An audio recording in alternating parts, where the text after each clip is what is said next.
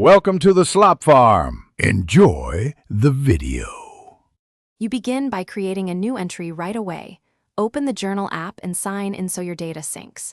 Tap the plus new entry button and select a template that matches your goal: freeform for notes, mood for feelings, or habit for tracking. Next, give the entry a clear title, add one or more tags to organize later, and choose visibility. Keep it private or enable sync. Once done, you've set the foundation for searchable, chronological journaling. Now enrich and organize the content so entries become useful later. You should structure text with headings and bullet lists and add inline images for context.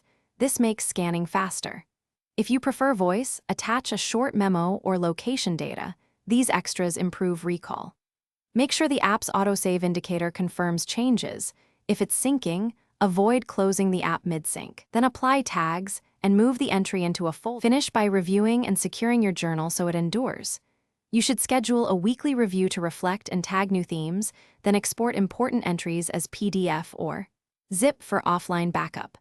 Enable cloud backup plus a local export option so you have 2 copies. If something goes wrong, like a stuck sync, try force syncing, update the app, or clear cache. These steps usually resolve errors. Make sure backup's complete before deleting anything to avoid accidental loss. Thanks for watching.